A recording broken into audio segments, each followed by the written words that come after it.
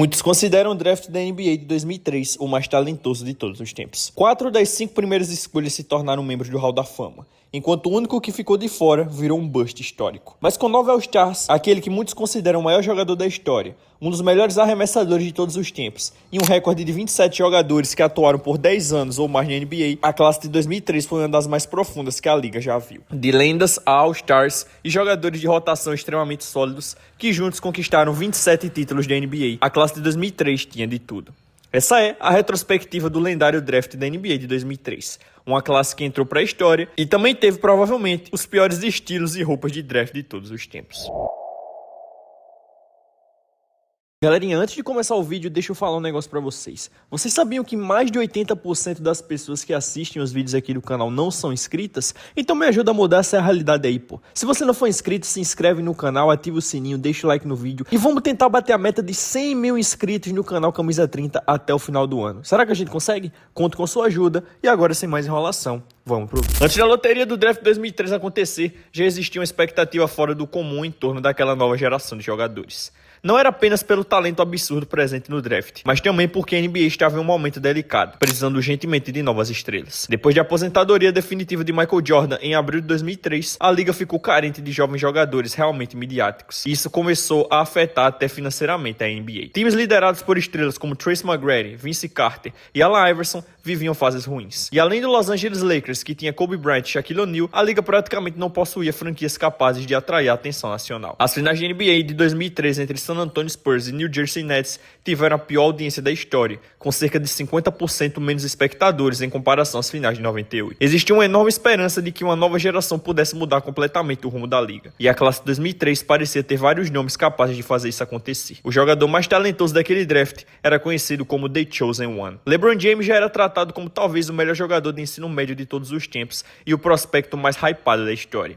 Mesmo tendo apenas 18 anos, exemplos recentes como Kevin Garnett, Kobe Bryant e Tracy McGrady já tinham mostrado que apostar em jogadores vindo direto do high school podia dar muito certo na NBA. Mas se existia alguém que pudesse ameaçar a primeira escolha de LeBron James naquele draft, esse jogador era Carmelo Anthony. Recém-campeão da NCAA por Syracuse, Melo teve uma temporada universitária absurda. Ele registrou médias de 22 pontos e 10 rebotes por jogo, além de conquistar o prêmio de melhor jogador do Final Four. E se havia uma aposta considerada praticamente garantida naquele draft, era Carmelo. Ele era visto por muitos como o melhor pontuador do basquete universitário. Só que mesmo com todo o talento e reconhecimento de Anthony, outro nome começou a chamar ainda mais atenção: o europeu Darko Milicic. Darko tinha apenas 17 anos e impressionava por ser um jogador de 7 pés que conseguia arremessar de fora, mas também tinha força suficiente para jogar no garrafão. Além disso, possuía ótima mobilidade, uma envergadura de 7 pés e 5 polegadas e um potencial defensivo gigantesco. Depois do sucesso de jogadores internacionais como Dirk Nowitzki, Paul Gasol, Tony Parker e também Yao Ming, os general managers da NBA ficaram obcecados por prospectos estrangeiros. Uma década antes, jogadores europeus eram raridade na liga, e poucas franquias procuravam talento fora dos Estados Unidos. Mas em 2003, atletas internacionais passaram a ser vistos como jogadores mais técnicos, inteligentes taticamente, habilidosos e preparados para contribuir imediatamente. E o potencial de Darko Milicic deixou praticamente todos os dirigentes da NBA fascinados. Antes da loteria do draft acontecer, o consenso geral era de que LeBron James, Darko Milicic e Carmelo Anthony eram os 3 melhores prospectos da classe. Chris Bosh era visto como um pivô extremamente talentoso, mas sua projeção variava bastante. Já Dwayne Wade, mesmo após uma campanha espetacular no March Madness e levando Marquette até o Final Four, raramente aparecia entre as 5 primeiras escolhas nas projeções. A maioria dos analistas acreditava que LeBron seria escolhido na primeira posição geral, mas alguns veículos chegaram até a projetar Darko Milicic como a escolha número 1 do draft. Darko chegou aos Estados Unidos pela primeira vez em 19 de maio, apenas 3 dias antes da loteria. E no dia 21 de maio, enquanto o Detroit Pistons se preparava para o jogo 3 das finais da Conferência Leste contra o New Jersey Nets, Milicic participou de um treino privado diante de todos os executivos. A ideia inicial era simples: fazer Darko correr um pouco pela quadra, arremessar alguns jumpers, participar de alguns exercícios e encerrar o treino rapidamente, já que ele ainda sofria com jet lag e aparentava estar completamente exausto. Só que em determinado momento, Darko simplesmente ligou o modo absurdo e deixou todo mundo em choque. O pivô de apenas 17 anos começou acertando hook shots de ambos os lados da quadra, com a bola mal tocando o aro. Depois, colocou a bola no chão, cruzou o marcador com a agilidade de um ala e atacou a cesta com força total. Na posse seguinte, usou o corpo no contato e simplesmente jogou o defensor para trás antes de enterrar violentamente. Mas o que mais impressionou foi seu arremesso. Milicic começou a converter bolas de 3 de praticamente qualquer lugar da quadra. algo extremamente raro para pivôs daquela época. Basicamente só Dirk Nowitzki fazia aquilo naquele nível. E mesmo depois do treino acabar, Darko ainda correu voltas na quadra para mostrar sua resistência física, mesmo sem necessidade alguma, porque naquele ponto os Pistons já estavam completamente impressionados. O general manager Joe Durmas passou o treino inteiro incrédulo. Quando não estava anotando coisas no caderno, ficava soltando comentários baixos, quase sem acreditar no que estava vendo. Isso aí é um fenômeno da natureza, e ele só tem 17 anos. Ben Wallace e Rip Hamilton ficaram completamente impressionados com o treino. A gente realmente precisa desse cara, disse Hamilton. Todos que assistiram ao workout concordaram que aquele tinha sido um dos melhores treinos individuais que já tinham visto. A combinação de tamanho, velocidade, força e coordenação de Darko Milicic parecia algo fora do comum. Will Robinson, um dos scouts mais experientes do Pistons, chegou a comparar Darko a um jovem Will Chamberlain. E o fato do garoto ainda continuar correndo pela quadra 15 minutos depois do treino terminar fez a franquia acreditar que ele tinha uma mentalidade extremamente madura para a idade e uma enorme vontade de trabalhar duro. Naquele momento, o Pistons decidiu que selecionariam Darko se tivessem a oportunidade. Mas para isso acontecer, ainda precisavam da ajuda da sorte na loteria do draft. No mesmo dia em que Darko encantava o Pistons com aquele treino absurdo, LeBron James assinava um contrato de 7 anos e $90 milhões com a Nike, se tornando o atleta com o contrato de assinatura mais valioso da história, sem sequer ter jogado um segundo na NBA. E toda a expectativa em torno de LeBron, Darko, Carmelo e do restante da classe de 2003 era tão grande que pela primeira vez na história, a loteria do draft foi transmitida em horário nobre como um programa independente de meia hora. No dia da loteria, a tensão era gigantesca. Diversas franquias sonhavam em conseguir um jogador capaz de mudar completamente o futuro da organização. Cleveland Cavaliers e Denver Nuggets,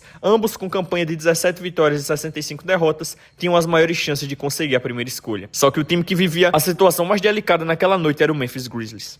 Após terminar a temporada 2002-2003 com campanha de 28-54, Memphis tinha a sexta maior chance de conquistar a primeira escolha geral. Mas existia um detalhe cruel. Aquela era praticamente a única posição que eles poderiam aceitar. Em 97, o general manager Stu Jackson havia trocado uma futura escolha de primeira rodada com o Detroit Pistons em troca do veterano Otis Thorpe. A pick possuía várias proteções ao longo dos anos, mas em 2003 existia apenas uma maneira de Memphis mantê-la: ganhar a escolha número 1 do draft. Quando a loteria começou, a NBA mostrava ao vivo LeBron James, Carmelo Anthony e Darko Milicic, esperando ansiosamente para descobrir quais franquias ficariam com as 3 primeiras escolhas. E no final, sobraram apenas Denver, Memphis e Cleveland. Enquanto isso, em Detroit, todos torciam desesperadamente para Memphis não conseguir a primeira posição. A primeira equipe eliminada foi Denver, que acabou ficando com a terceira escolha geral. Logo depois, veio Memphis. E no instante em que o nome do Grizzlies apareceu, Cleveland e Detroit explodiram de felicidade, enquanto Jerry West mal conseguia esconder a frustração.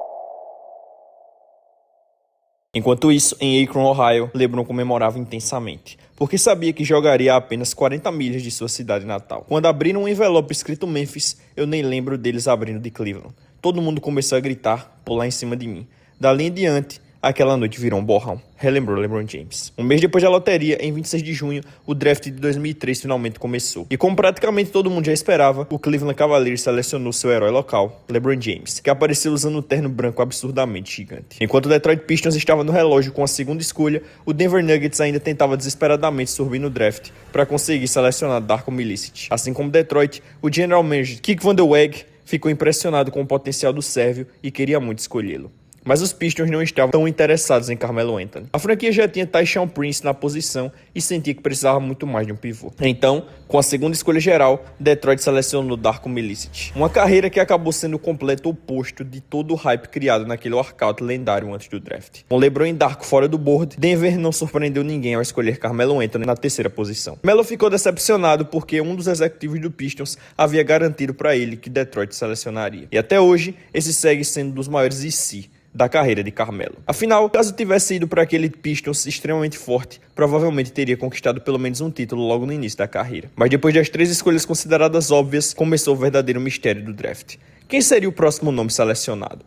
O Toronto Raptors possuía a 4ª escolha, e mesmo com vários prospectos badalados ainda disponíveis, decidiu apostar no ala pivô vindo de Georgia Tech, Chris Bosh. Já o Miami Heat tinha a 5ª escolha e vivia uma dúvida importante: selecionar o pivô Chris Kaman ou apostar no armador do Dwyane Wade. Mesmo depois de uma campanha fantástica por Marquette, muita gente ainda tinha dúvidas sobre o Wade. Ele era considerado baixo para atuar como shooting guard, não possuía um arremesso consistente e também não era visto como um armador clássico. Por causa disso, o Wade participou de 12 workouts diferentes, tentando provar seu valor para as franquias da NBA. Mas um desses workouts acabou acontecendo diante de Pat Riley, que naquele momento nem sabia direito quem era Dwyane Wade. Durante o processo pré-draft, Riley foi até Chicago para observar Chris Kaman. Enquanto esperava o pivô entrar na quadra para o treino, Wade trabalhava no outro lado do ginásio, ao lado de Tim Grover. Foi aí que Pat Riley olhou para a quadra e perguntou: "Quem é aquele garoto ali?" Disseram para ele que era Dwyane Wade. E naquele instante, Riley ficou impressionado com o nível de explosão atlética do jovem armador. Então, decidiu observar mais de perto tudo que Wade fazia na quadra. Mesmo que Dwyane Wade tenha feito um workout apenas mediano com o Miami Heat e claramente estivesse nervoso,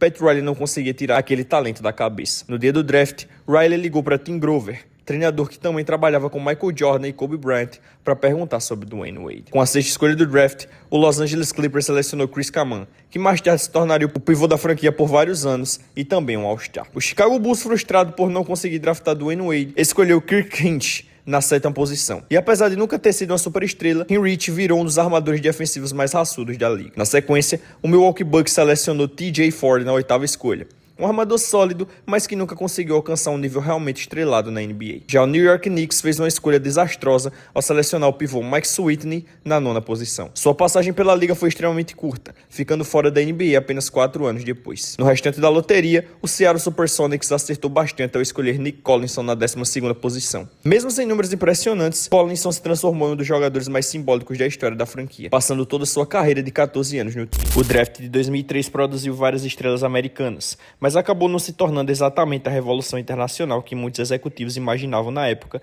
principalmente por causa de jogadores como Darko Milicic. Ao todo, 8 jogadores internacionais foram escolhidos na primeira rodada e 20 no draft inteiro, ambos recordes naquele momento. Só que nenhum deles realmente virou uma superestrela.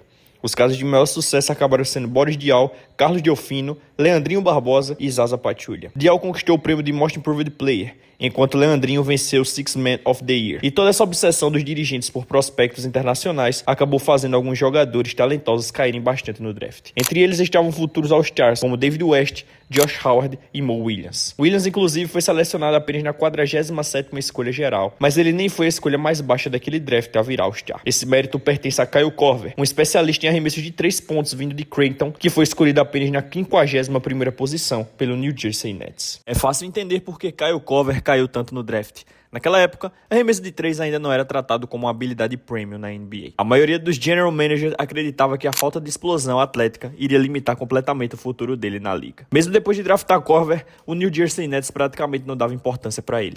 A franquia rapidamente o trocou para o Philadelphia 76ers em troca de compensação financeira. E a situação ficou ainda mais vergonhosa depois que descobriram como o Nets utilizou esse dinheiro. Parte foi usada para pagar taxas de inscrição da Summer League, e com o restante, a franquia comprou uma máquina de Xerox. A troca acabou virando um dos erros mais constrangedores da história da organização, porque Kyle Korver se transformou em um dos maiores arremessadores de todos os tempos. Ele liderou a NBA em aproveitamento nas bolas de 3 em 3 temporadas diferentes, virou All-Star em 2015 e conseguiu permanecer na liga por 17 anos. Korver ainda detém o recorde de melhor aproveitamento em bolas de 3 em uma única temporada na história da NBA, convertendo absurdos 53,6% dos arremessos em 2010. E mesmo sem ter sido draftado em 2003, o armador espanhol José Calderón também entrou para a história da NBA com um recorde praticamente impossível de ser quebrado, o maior aproveitamento em lances livres em uma única temporada. Em 2009, Calderón acertou 151 de 154 cobranças, terminando o ano com incríveis 98,1%. Por causa da profundidade absurda e do enorme poder de estrela, o draft de 2003 acabou se consolidando com uma das melhores classes da história da NBA. Os maiores drafts da história normalmente acumulam dezenas de seleções para os times ao NBA. A classe de 96, por exemplo, terminou com 37 seleções ao NBA, enquanto o draft de 84 chegou a incríveis 47. E a classe de 2003 ficou logo atrás, somando 36 seleções ao NBA, muito por causa de LeBron James, que sozinho possui o recorde histórico da NBA. Além disso, o draft de 2003 produziu 9 All-Stars diferentes, um dos melhores números já registrados. Apenas 5 classes na história tiveram mais All-Stars que a geração de 2003. O mesmo vale para o Hall da Fama. Em média, cada draft coloca cerca de 2 jogadores no Hall da Fama. Já a classe 2003 teve 4 membros com a conquista, ocupando uma das melhores posições da história nesse quesito. Só que mesmo drafts lendários como os de 70, 74, 84 e 96 não tiveram a mesma profundidade da classe 2003. Entre 84 e 2014, a média era de apenas 19 jogadores por draft, conseguindo carreiras de 10 anos ou mais na NBA. A carreira média de um atleta na liga dura apenas 4 anos e meio. Então ultrapassar uma década é algo extremamente raro. Mas em 2003, impressionantes 27 jogadores atuaram por pelo menos 10 temporadas na NBA, o maior número da história. Essa classe também possui o maior número de jogadores com mais de 25 win shares na carreira, estatística que mede produtividade ao longo do tempo. Além disso, o draft de 2003 produziu 3 campeões de pontuação da NBA, outro recorde histórico, e também acumulou 27 títulos de NBA somados, o maior número desse século. E se Darko Milicic não tivesse sido tão problemático e realmente levasse sua carreira a sério, essa classe poderia facilmente ter tido o melhor top 5 da história dos drafts. Mas se fosse feito um redraft hoje, as primeiras escolhas provavelmente seriam bem parecidas com o que realmente aconteceu. LeBron James continuaria como a primeira escolha geral, Dwayne Wade subiria para a segunda posição, justamente a escolha que o Detroit Pistons deveria ter feito. Carmelo Anthony seguiria indo para Denver na terceira escolha, enquanto Chris Bosh permaneceria em Toronto na quarta posição. O quinto melhor jogador daquela classe provavelmente seria David West, originalmente escolhido apenas na 18ª posição. Logo atrás viria Josh Howard, selecionado na 29ª escolha geral. Kyle Korver provavelmente subiria para a 7ª escolha, enquanto Chris Kaman, Kirk Hinrich e Mo Williams completariam o top 10. No restante da loteria desse redraft, ainda apareceram nomes como Boris Diaw, Leandrinho Barbosa, Zaza Pachulia e Kendrick Perkins, que por um período foi um dos melhores protetores de aro da NBA. E como essa classe ainda contava com jogadores como James Jones, Jason Capone e Matt Bonner, excelentes arremessadores de 3, além de alas úteis como Carlos Delfino, Michael Pietrus e Luke Walton, e armadores sólidos como TJ Ford, Luke Hidnor e Dante Jones, era realmente difícil sair perdendo no draft de 2003. Os únicos grandes derrotados acabaram sendo New York Knicks e, claro, o Detroit Pistons. Mesmo vencendo o título da NBA na temporada seguinte, Darko Milicic praticamente não participou daquela campanha. Nos playoffs, ele jogou apenas 14 minutos no total, anotando 1 ponto e 3 rebotes.